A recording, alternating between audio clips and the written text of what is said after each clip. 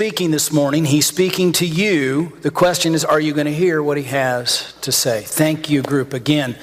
They call themselves Hope from Southern Nazarene University, SNU, the Superior Nazarene University. I know some of you went to MNU. MNU, the mediocre Nazarene University. Yeah, our children's pastor went to ONU, that other Nazarene University. But we're glad you're from the SNU, the Superior Nazarene University. Listen, I'm glad you're here today. I got to start by telling this. I told my class this morning, I'm going to go ahead and explain it because some of you have been asking, what in the world happened to you? It was last Friday, the first day of December, and I had my own, on the first day of Christmas, my true love gave to me experience. The only problem was it wasn't my true love who gave me the gift. I gave it to myself, and what I gave to myself was a black eye is what I did. Here's what happened. I just, you never do anything stupid like this, but I was getting ready. I reached down into the bottom of my closet to pick up my shoes, and as I turned around to walk out of my closet, I walked right into the door. Just smack onto the side of that door. And when I did, it caught me right on the eye, and I saw the light, and it wasn't Jesus, let me tell you. And my goodness, I knew, at that moment, I thought, I know this is going to be a black eye. But then I felt the blood trickling, and I knew I'd really done some damage, but I will ask for forgiveness now. But for whatever reason, suddenly I was having flashbacks to the Rocky movie and started doing really bad Stallone impersonations. Cut me, Adrian, cut me! And I was really bad. It was just one of those days. Okay, so that was my stupid story. Anyhow, it was the first day of Christmas, but it wasn't much of a gift. Leave it at that. Now you know, don't ask me after service, okay? Anyhow, today we officially begin the Advent season.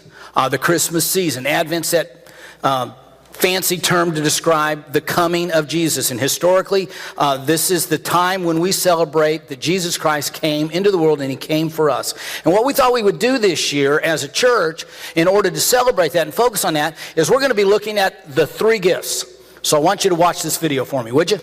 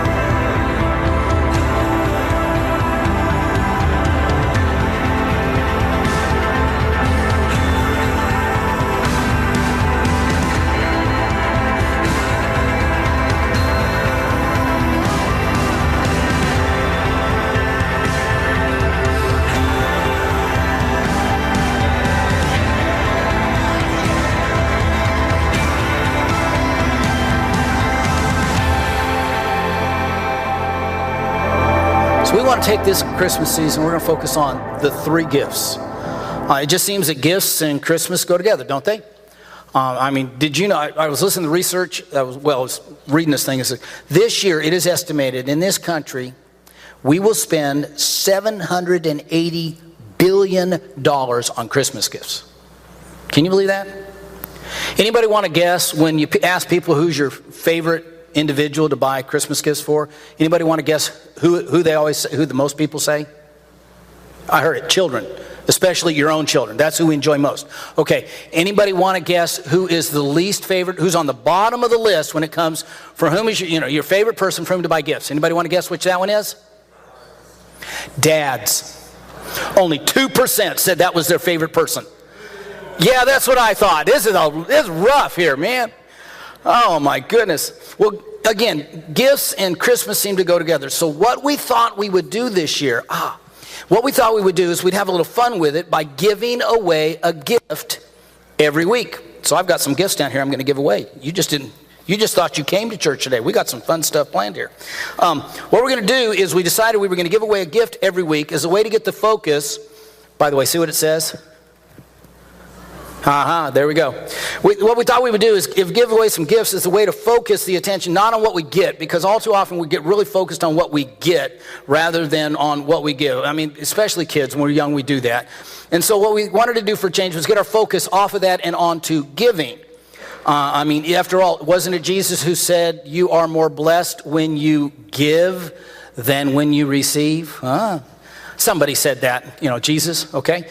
And so what we thought we would do is that one way for us to get the focus on that way is to give away a gift each week as we go through the series. Now, if you're listening on the radio, if you're watching on the web this morning, too bad, so sad, you should have been in church. And just get here next week because you'll have your chance then. What we wanted to do was to give this gift away. And if it's a gift, every week we're going to give a gift away from one of the local merchants. Today, these are cinnamon rolls from the Copan truck stop. If you're listening and you don't know what that's about, you should have heard. I mean, people are salivating in here. I've always believed that the Copan restaurant is God's gift to Oklahoma. Let me tell you. Okay. Anyhow, so that's what this gift is. And what we're going to do, the person that we're going to give it to is a person who has shown, it's going to sound a little strange, but the person who gave a gift already this morning. The gift of acceptance and encouragement to somebody they didn't even know. See, what we've done is we're going to have a mystery worshiper every week who is going to give away a little token to somebody who they didn't even know, but they were greeted by them today. And so somebody was given something that looks just like this morning. Who are you? Let me see you. Who got it? Okay. Right out there, I got to give this. This is your gift this morning for having shown grace to a family in the church. I'm going to come this way because that way I can get to them as well. Woo-hoo. And I'm going to give the gift also to the ones from whom you got it, which was you guys. Thank you. This is Kyle and Tashina. And you were nice enough to say hi. There you go. Hey, give them applause. Tell them, good job. So each week, as a way to get us focused on giving and the gifts of Christmas, we're going to give away gifts. So you got to be here next week. And so thank you for showing that grace and that kindness. I should have asked back for I need this back from you, please. Otherwise, poor Jason would be making another one next week. Anyhow, but that's what we're going to do each week, and we hope that you'll be with us. Now, Christmas and gift giving go together. That's the point. Christmas and gift giving go together. So this year, we're going to look at the three gifts that the wise men gave to Jesus that first Christmas. And we're going to challenge ourselves to look beyond our concerns over what we're going to get for Christmas. And consider, like the wise men did, what we can give for Christmas, specifically what we can give to Jesus. So, you have your Bibles?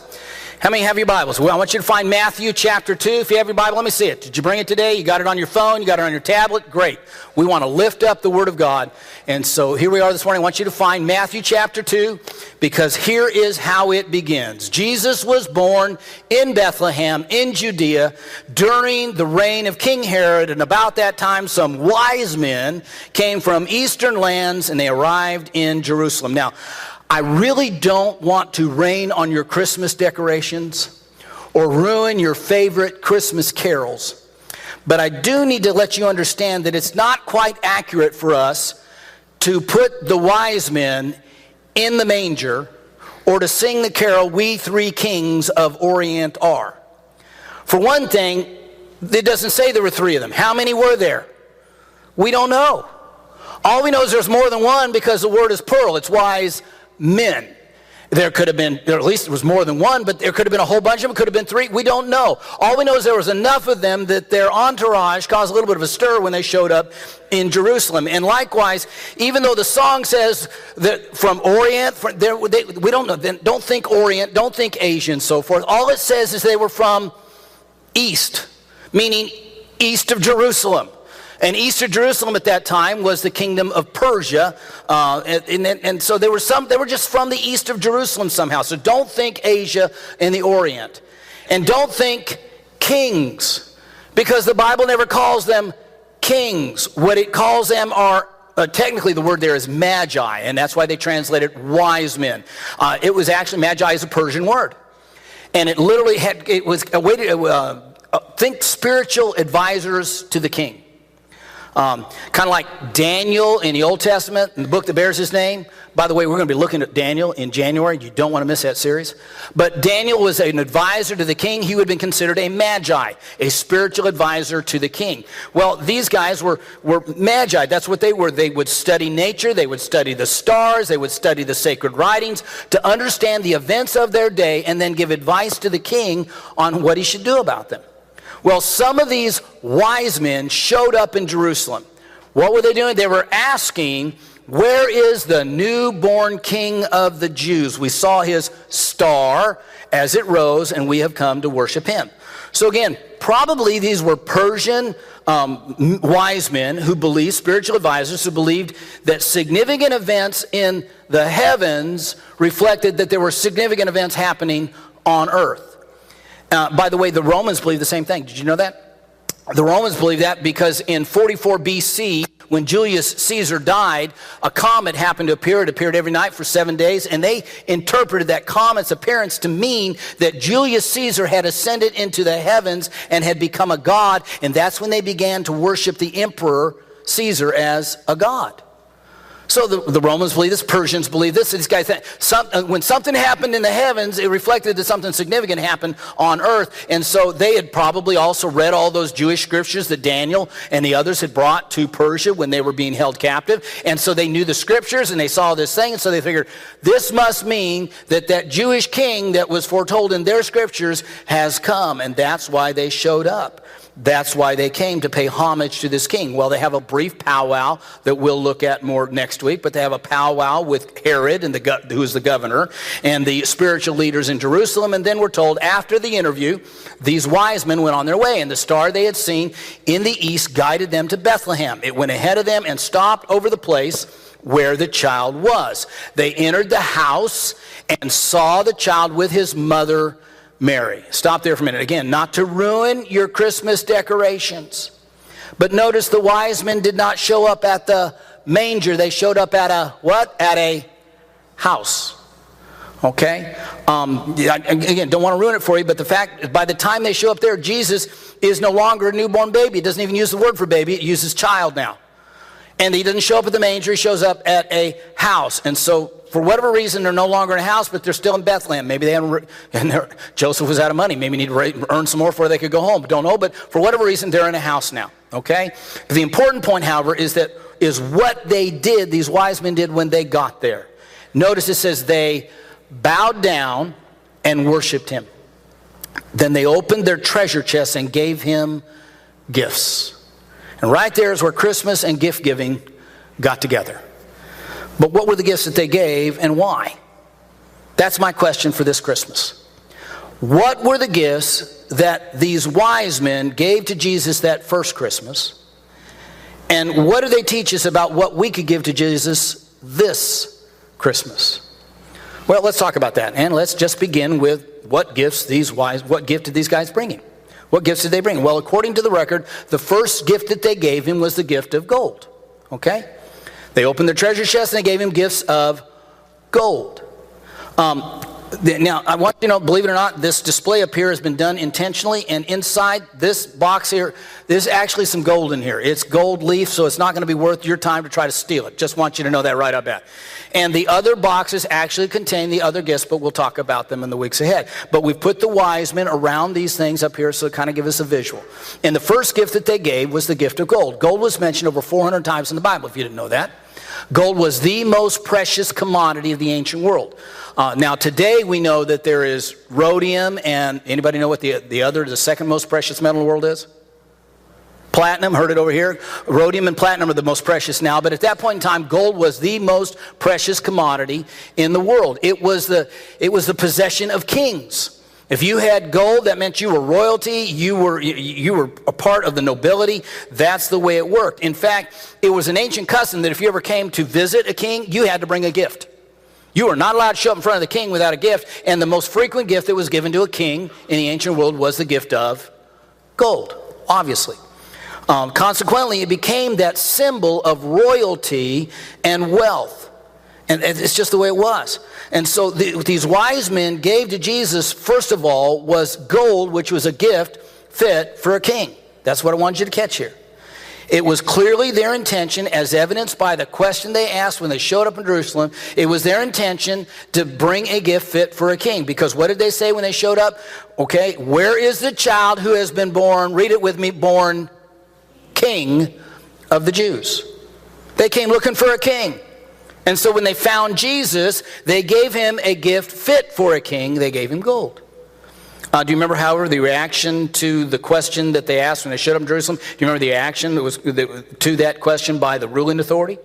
Read it with me. It says, King Herod was deeply disturbed when he heard their question, as was everyone in Jerusalem. Okay, Herod was, you need to understand who Herod was. Herod was the Roman appointed governor over the province of Judea. When the Romans took over the world, they divided all their territories into provinces, and the area that was the nation of Israel, it was kind of divided up in several, but the biggest one was this, they called it the province of Judea. And they chose and put a person in charge of the civil affairs there. Yes, there was the prefect called Pontius Pilate in Jesus' day, who was in charge of the Roman army that was there and keeping peace, but they had a ruler there. This guy that got the position was a guy by the name of Herod. Now, the term that Rome used for him was tetrarch. And it would be kind of like governor in our language, okay? So I want you to think governor. Herod preferred the title king. So he would call himself the King of the Jews. He wasn't a king, and he wasn't Jewish, by the way. He was Idumean. He wasn't even Jewish, but he preferred to use the title king, okay? Even though he wasn't fit to be the king. And here's what I want you to catch. A king is supposed to be someone who knows how to take care of his people. Herod, the only thing he knew how to take care of was himself. All you got to do is read the stories here, both in the Bible and outside. A king is supposed to take care of his people. The only thing Herod knew how to take care of was Herod. He married 9 different times. 9 different times to negotiate himself through families and to make the power plays to get into the position that he had of tetrarch and governor.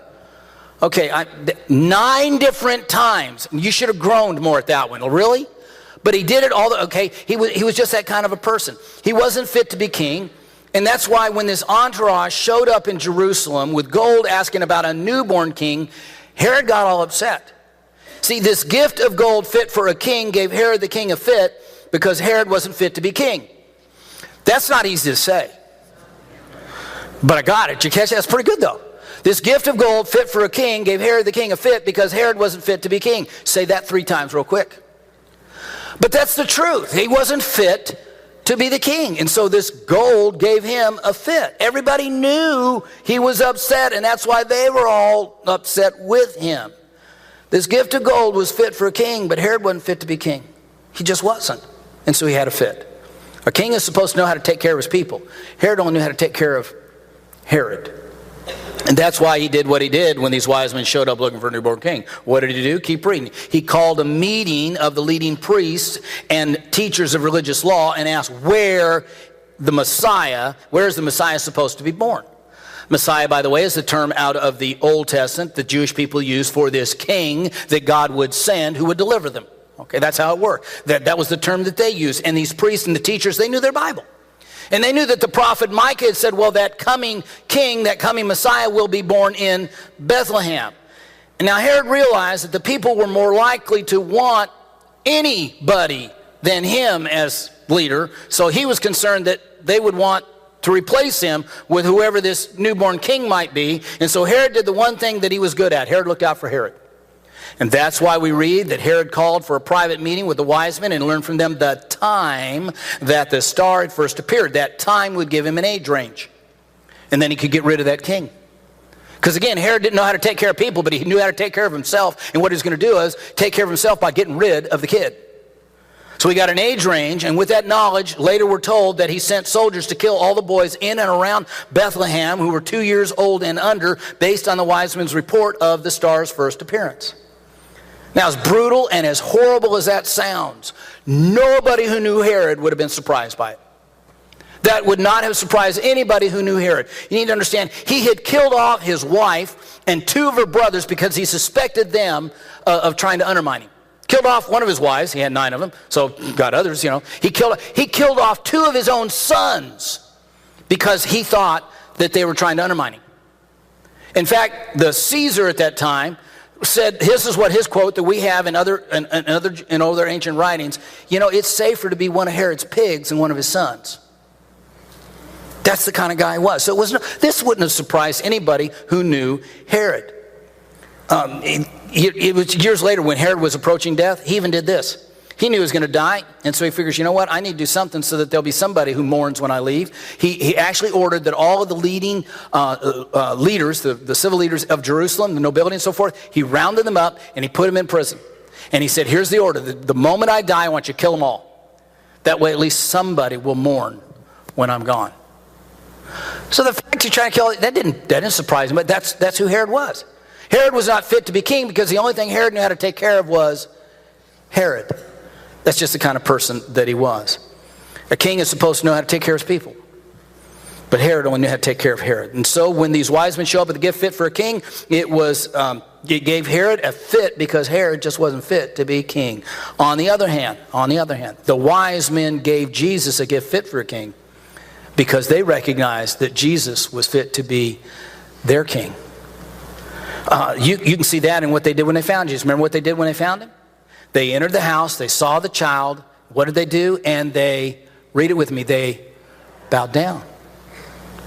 These wise men bowed down to Jesus because they recognized that Jesus was fit to be king. They didn't cuddle. Did you ever notice? They didn't you know what I do when I typically see a new kid in church, new babies in church? I want to hold them. I want to cuddle the kids, don't you? Well, some of you do, but the rest of you are just a little weird. But anyhow, you like to cuddle a newborn baby, right? They didn't cuddle this kid. What did they do? They bowed down to him because they recognized that this child was fit to be king. That's why they gave him their treasures. That's why they gave him the gift of gold. They gave him a gift fit for a king because they recognized that Jesus was fit to be king. Now listen to me. He was, and he still is. He was fit to be king then, and he is fit to be king now.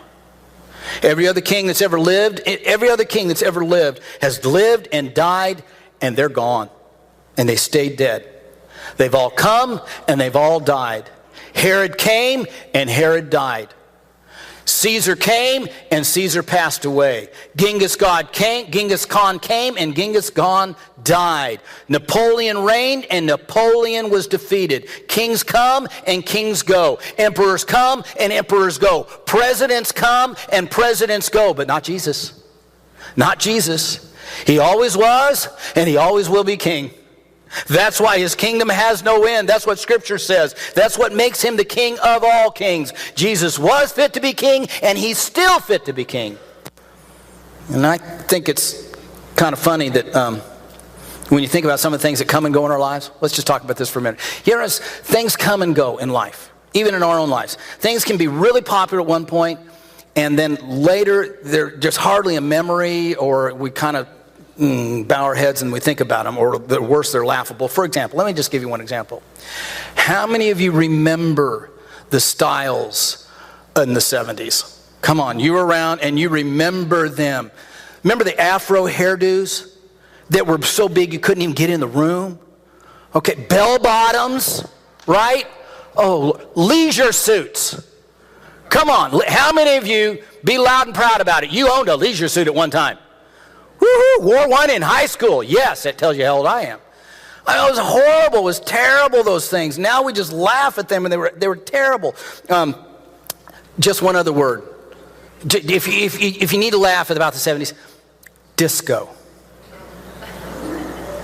I mean, boy, how things have changed. What we thought was really cool then, we laugh at now. Styles come and styles go. We used to say, don't go out of the house with those jeans. They've got tears in them. Now what do we say? I can't go out of the house in these jeans. They don't have enough rips and tears in them, right? I mean, things change. And please understand. I do love you. I hope you know that. And I'm not trying to disrespect you, but I want you to know 20 years from now, someone's going to look at a picture of you right now. And you know what they're going to do? They're going to laugh at the way you're dressed. They're going to laugh at the way you look, because styles come and styles go. Do we get that? Okay, how many of you have pictures of yourself you still hide because you don't want anybody to see them?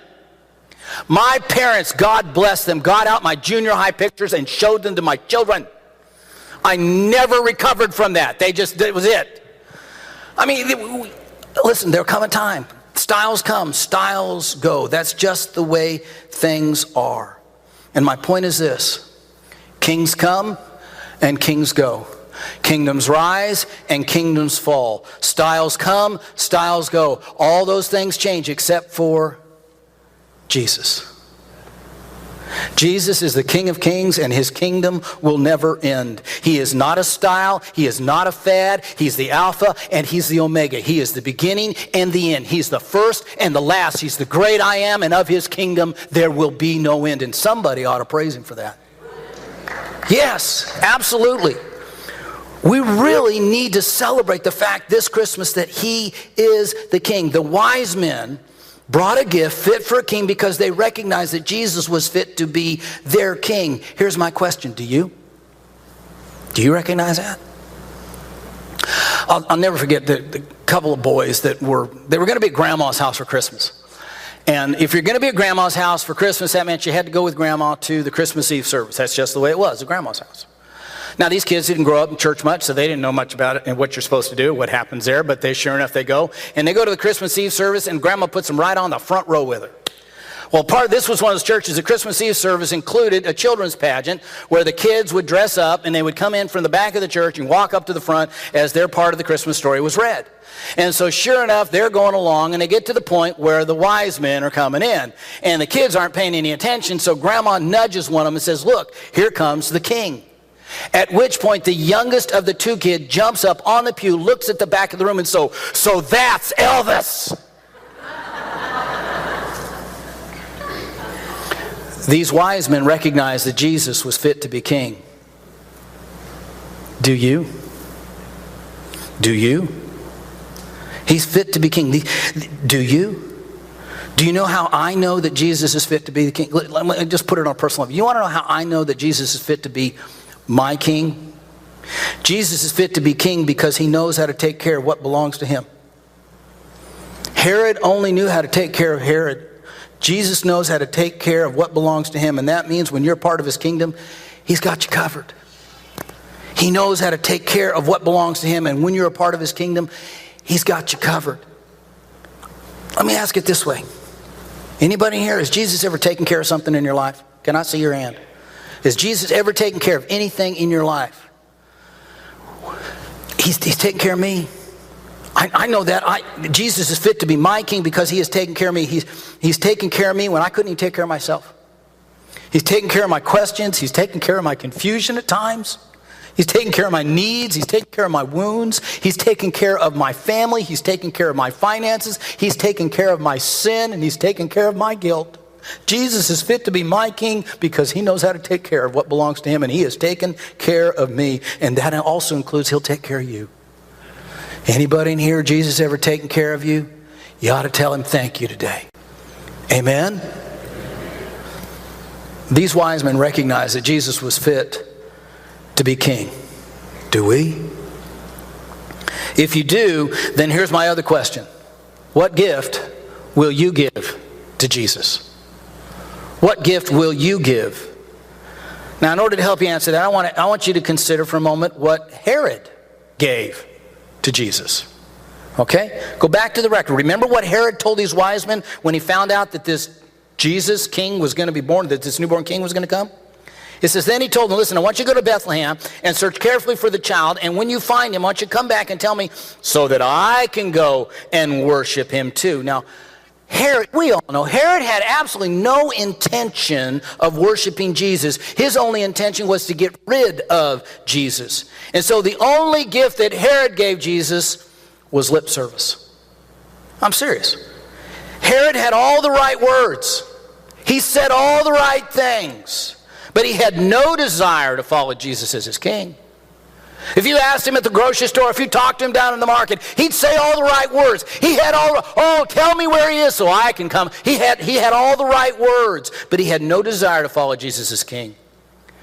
He wanted to be the king of his own life, and he wasn't going to let anybody else on that throne, thank you very much. He asked when the star appeared so that he could eliminate any child around that age. Now here's my very uncomfortable question. How many of us treat Jesus like Herod treated him?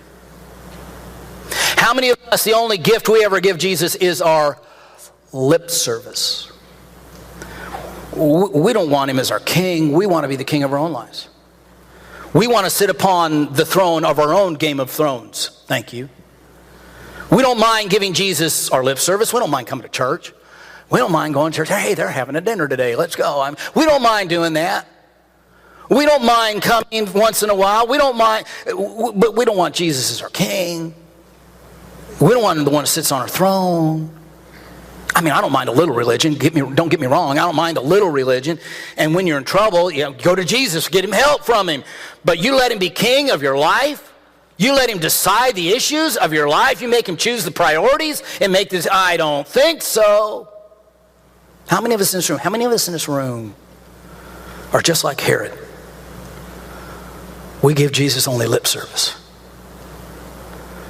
Some might give Jesus lip service when asked about it, but we don't want to give him the throne of our lives.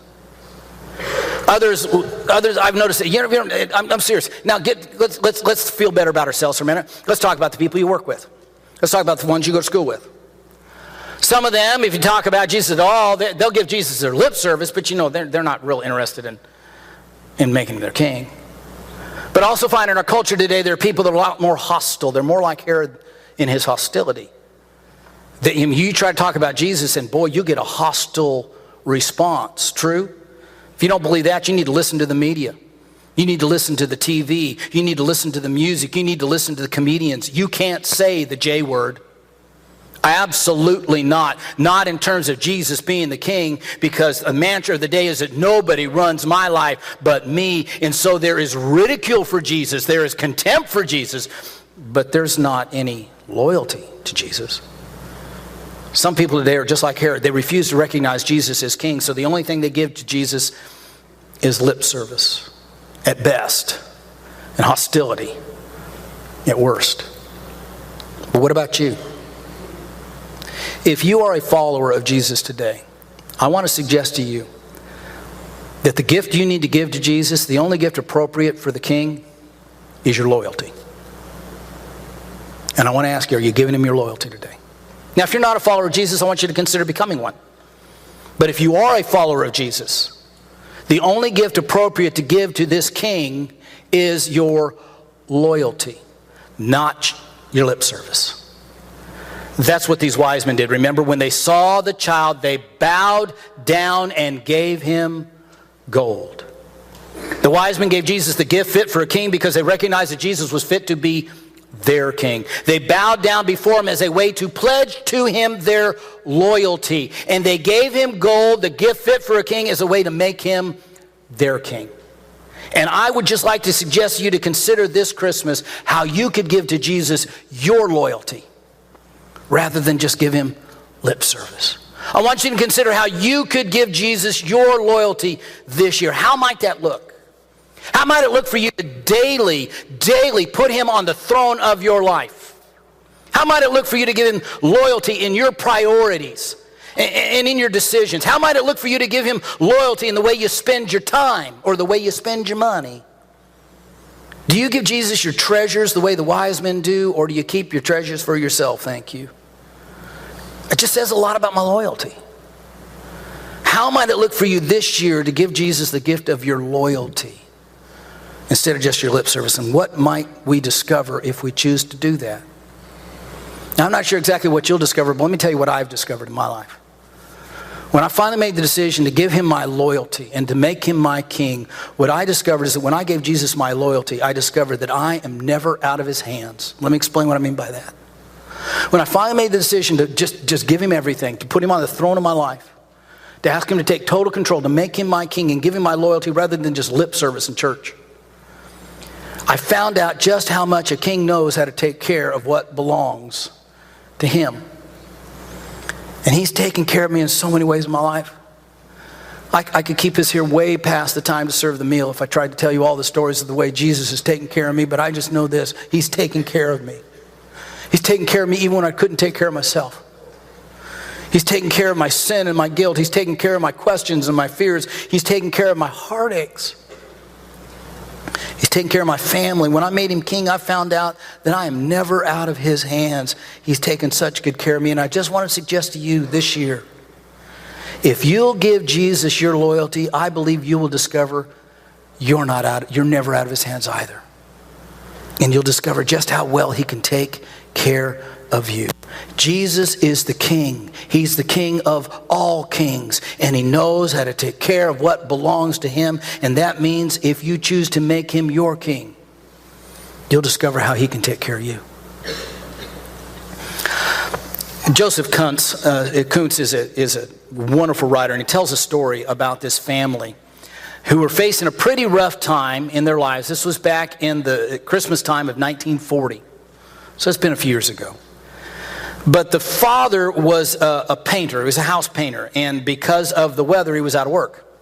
Okay, you can't, when it's bad weather, you can't work. And so he was out of work. Mom worked at a textile plant where she was, but they were facing a seasonal layoff, which is what the company did every time. So you got both of them out of work. On top of that, to make it worse, their 18-month-old child named Rachel had pneumonia. Rachel had pneumonia, and I mean, she was struggling to get over it. The doctor at that time said, in order to help her get stronger, you need to give her protein every day. And what I want you to do is I want you to give her a hard-boiled egg. I know she's only 18, but I want you to give her a hard-boiled egg every day. Well, that sounded fine, except for the fact they didn't have any way to get a hard-boiled egg. They didn't have any money. They didn't have chickens. They live in a city, man. And what were they going to do? I mean, it was beyond anything they could even imagine. Well, there was a young teenage girl. Teenagers, hear this. You can speak wisdom into people's lives.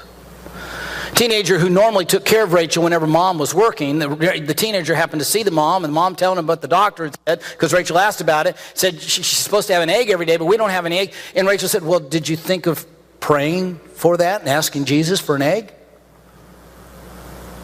And Rachel, the mother said, I never thought of that. I mean, this was a church-going woman. But she said, I never thought of asking for that. She said, why don't we do that? So they got down, they knelt down, and they started praying, and they asked that God, she needs an egg every day. Rachel needs an egg every day. Would you consider giving her an egg every day? And they left it at that. They just left it in his hands. Okay, fast forward just a couple hours. It's 10 o'clock. Mom's at home with Rachel.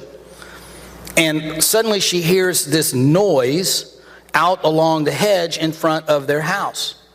And she goes out, and what she finds is this big, fat hen cackling like crazy. And all of a sudden she watches as that hen proceeds to lay an egg right there in her yard. She didn't know that. She'd never seen that thing before in her life. Where in the world did it come from? But it laid an egg and then went down the lane and left. Well, she's not going to look a gift horse in the mouth, thank you. She takes that egg, she boils it, and gives it to the baby. Would you believe the next day, here comes that hen down the road, lays another egg. And then the next day, and then the next day, and the next day, for over a solid week, that hen just kept showing up and laying an egg. Rachel's mom said that it was amazing. Rachel just got stronger and stronger and stronger. And actually, it was about 10 days later, and we were getting eggs every day. And on that 10th day, they'd had a break in the weather, and so Dad got called back to work. And so they got paid, and they had money again. And guess what didn't show up that day? The hen. But they didn't need it. They didn't need it then because God had provided through the job. Do you understand that, how that works? When you make Jesus your king, you're going to discover that you're never out of his hands. And he knows how to take care of what belongs to him. So you tell me, what gift are you going to give to the king this year? These wise men gave him the gift of gold, which was a gift fit for a king in their day and time because they recognized that Jesus was fit to be their king. What will you give him? Would you consider this year to give him your loyalty? Because if you do, I promise you, I believe this, you will discover that you're never out of his hands, because when Jesus is your king, he proves to you he knows how to take care of what belongs to him. Would you bow your heads with me everywhere, please? Just bow your heads.